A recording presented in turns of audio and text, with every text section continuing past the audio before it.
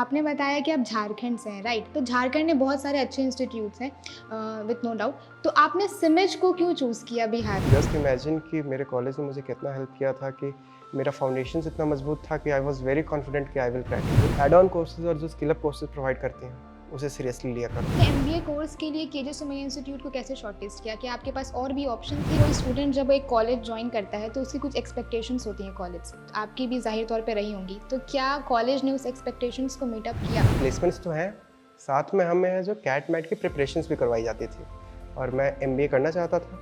सो CAT MAT की preparations ने मुझे हेल्प किया। Company wants you to be prepared, not your syllabus. Hello everyone, अभी हमारे साथ देव कृष्णा हैं जिन्होंने हाल ही में सिमिज कॉलेज से बीबीए कोर्स कंप्लीट किया था एंड फिलहाल वो KJ Somaiya institute of management में एमबीए परस्यू करने जा रहे हैं। तो देव, पहले तो आप अपने आप को इंट्रोड्यूस कीजिए।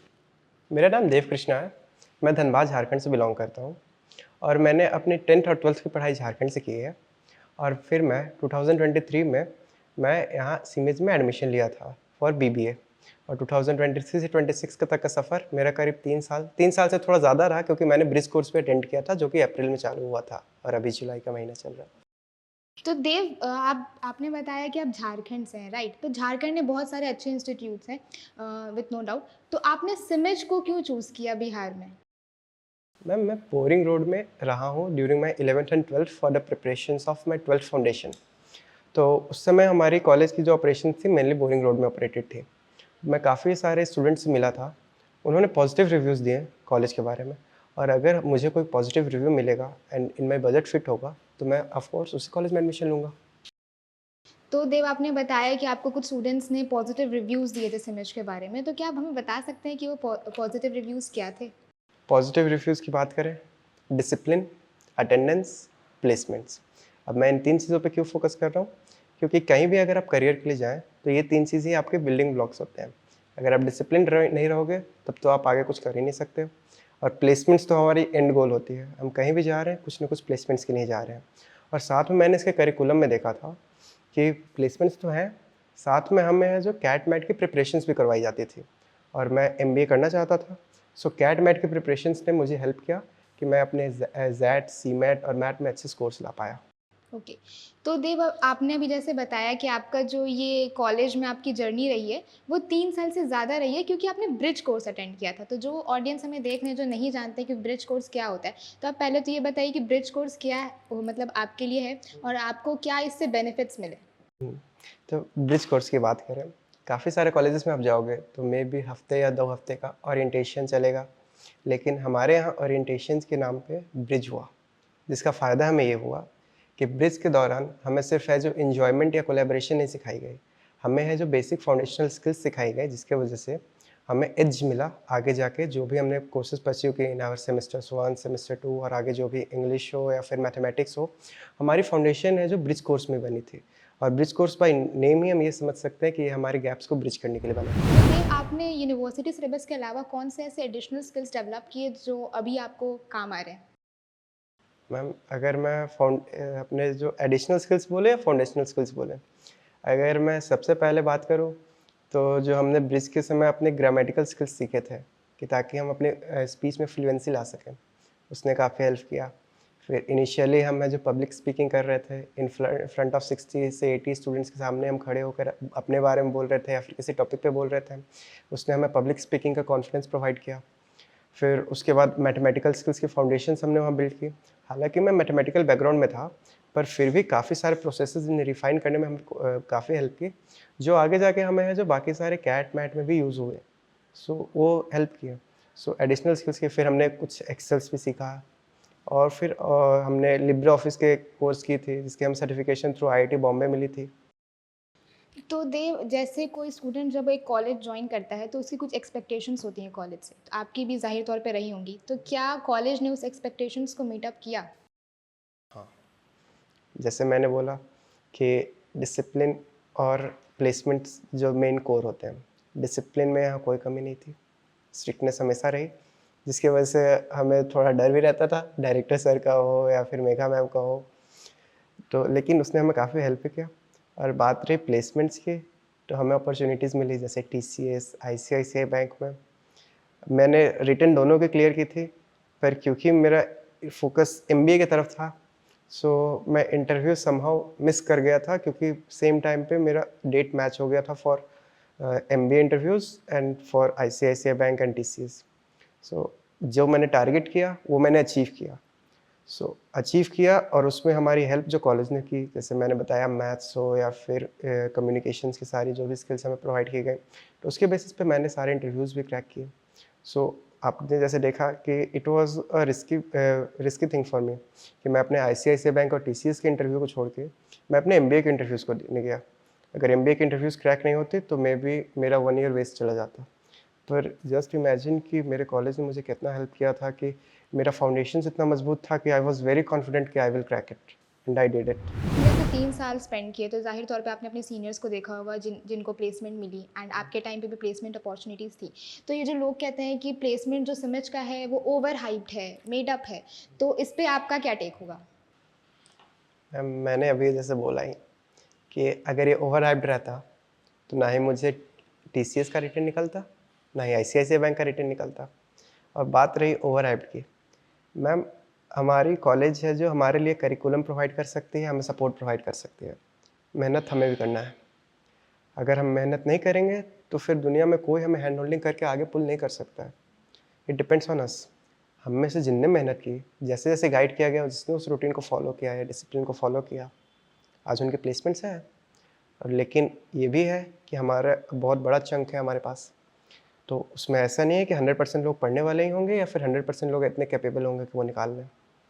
तो फिर मैम वो नेगेटिविटी जो है उन्हीं में से है। जिन्होंने हार्ड वर्क किया, जिन्होंने अचीव किया, वो ऑलवेज़ बी पॉजिटिव, और जिन्होंने नहीं कर पाया, उनके लिए तो नेगेटिविटी हमेशा रहेगी। Very nice. तो आपने एमबीए कोर्स के लिए केजे सोमैया इंस्टीट्यूट को कैसे शॉर्टलिस्ट किया? क्या आपके पास और भी ऑप्शन थे या फिर केजे सोमैया ही एक ऐसी इंस्टीट्यूट थी जिसको आपने क्रैक किया था? मैम मेरे पास करीब 5 या उससे ज़्यादा कॉलेजेस के ऑफ़र आए थे। IMT Nagpur, IMT Hyderabad, Great Lakes Institute of Management Chennai, KJ Somaiya, Welingkar की मेरे पास ऑफ़र है, फिर गोवा इंस्टीट्यूट ऑफ मैनेजमेंट, फिर मणिपाल, और आईएमआई दिल्ली का भी बीएफएस के लिए ऑफ़र आया था। फिर मैंने shortlisting on the basis of किया कि मेरे पास अब इतने सारे ऑप्शंस हैं, मैं सब में जा नहीं सकता। तो फिर मैंने shortlisting on the basis of कि आगे मुझे क्या करना है। सबसे पहले मुझे ऑफ़र ग्रेट लेक्स की आई थी, तो मैंने ग्रेट लेक्स को सीट लॉक किया था। और फिर मैंने सबसे पहले फिर डायरेक्टर सर को भी बताया था कि ग्रेट लेक्स में मैं जा रहा हूँ। और ग्रेट लेक्स से डायरेक्टर सर का थोड़ा पुराना भी कनेक्शन एक तरह से आप बोल सकते हो, क्योंकि उस सर ने जिस इंस्टीट्यूट से एमबीए किया था, उस इंस्टीट्यूट के ही एक सीनियर लीडर ने वहाँ पर आके ग्रेट लेक्स को एस्टेब्लिश किया। फिर उसकी लेकिन फिर मुझे जिस बैकग्राउंड में जाना था, उसमें ग्रेट लेक्स थोड़ा, मतलब कि ये नहीं बोलूँगा कि बुरा था, पर अप टू द मार्क जैसा चाहिए था, वैसा नहीं था।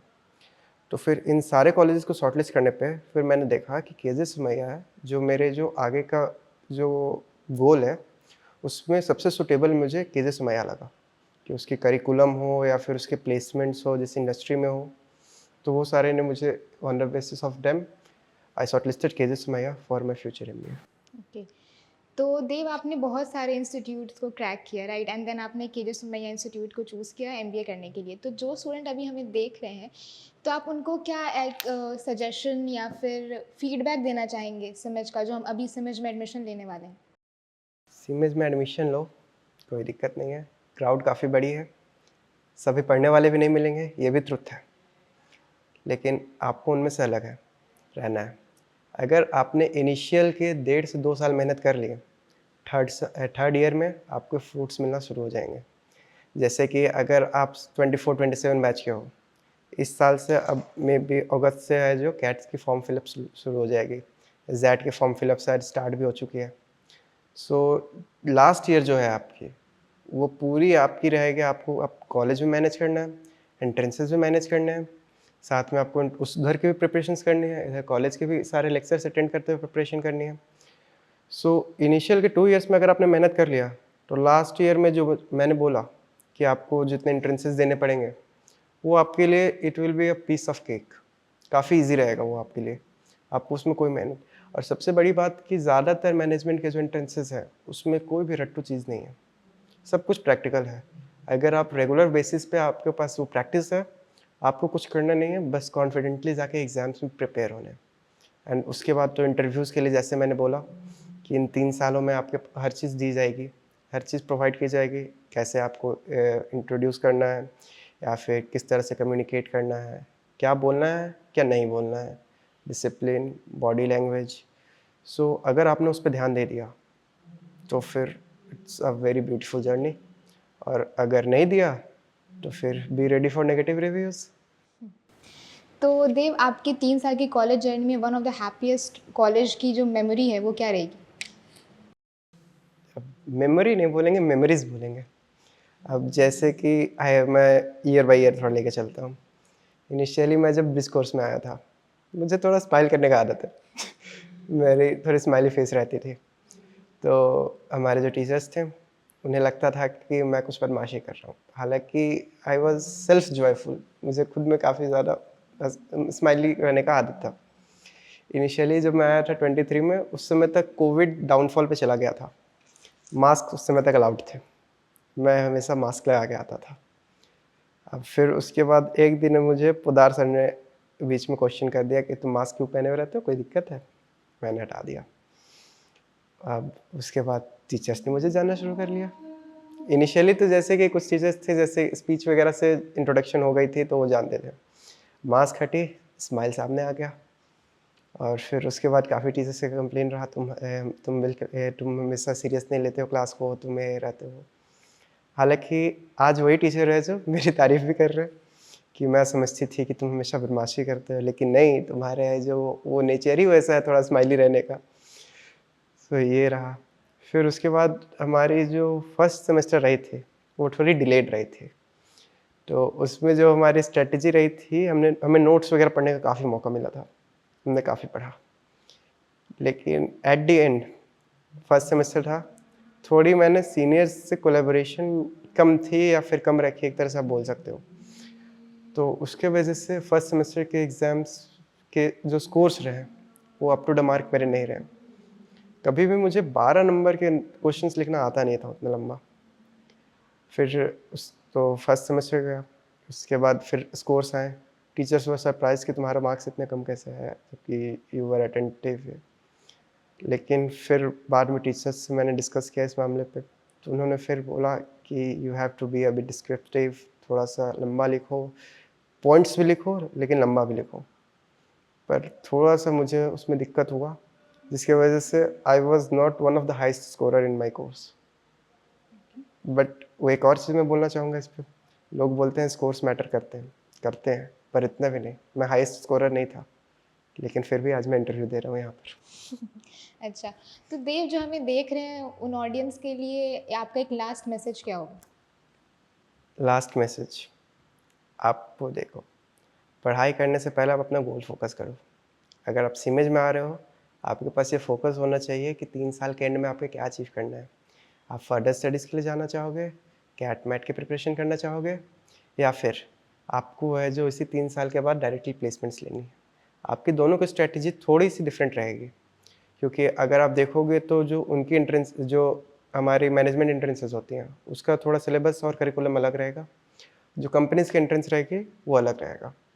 तो फिर उसके बेसिस पे आपको अपने आप को प्रिपेयर करना होगा फॉर ऑल द 3 इयर्स नहीं, 2 इयर्स ही बोलूँगा मैं, बिकॉज़ थर्ड ईयर से सारे कुछ चालू हो जाते हैं और उसके बेसिस पे।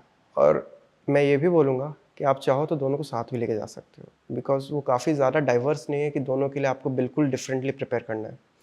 One is helping other is helping this. So उसके बेसिस पे भी आप जा सकते हो।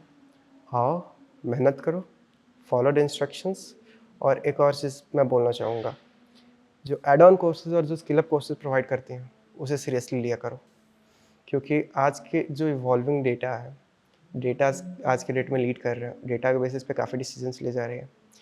पर समहाउ हमें अपने सिलेबस को भी देखना है।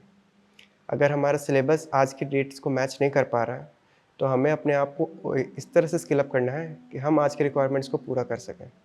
बिकॉज़ आप कंपनी के पास जाओगे या फिर कहीं भी जाओगे तो वो ये नहीं बोलेगा कि आपने ऐसा प्रिपरेशन क्यों नहीं किया और आप बोल दोगे सिलेबस में नहीं था। Company wants you to be prepared, not your syllabus. So आओ, ऐड ऑन कोर्सेज़ पे ध्यान दो, सिलेबस पे ध्यान दो, कीप स्कोरिंग। पर ये भी बोलूँगा कि सिर्फ़ स्कोर सब कुछ नहीं है। Thank you Dev for joining us today, it was like lovely talking to you.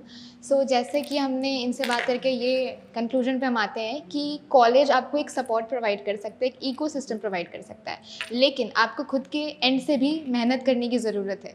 So thank you everyone.